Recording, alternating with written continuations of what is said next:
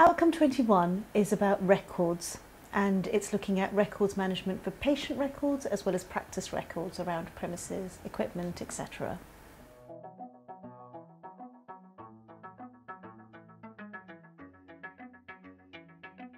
So useful links to prepare for this outcome are GDC documents such as Principles of Confidentiality, because information governance is key to records management. Records Management NHS Code of Practice is another very useful link. The Information Governance Resource Pack and the Information Governance Toolkit are fantastic tools for practice managers to work through the various information governance and record management guidance that's online today, and that should be complied with.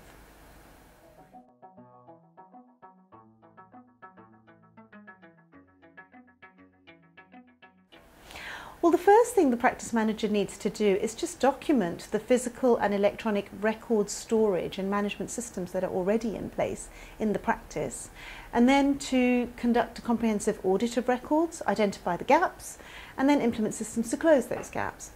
The next thing is to review the documentation around information governance. That includes freedom of information publication schemes, compliance with data protection, compliance with systems for access to healthcare records, and to ensure that the team has meetings about record keeping and information governance so that each and every team member understands what is or isn't expected of them when it comes to records management for patients.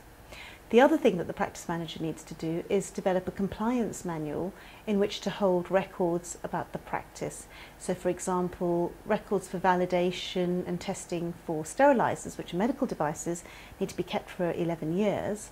Records around premises, electrical testing can be stored for lesser periods such as 3 years. And all of the timeframes are actually documented in the CQC guidance under this outcome.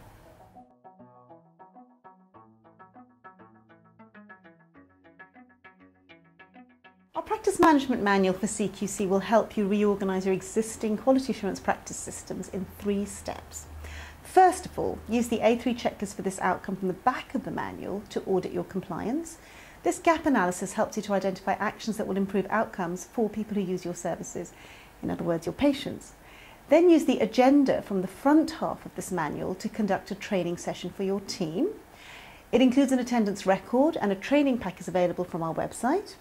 Finally, show your team the results of your gap analysis for this outcome and discuss who will work on items marked amber, which you've identified that you have but may need updating, and who will action items that are marked red, which you have identified are outstanding pieces of work.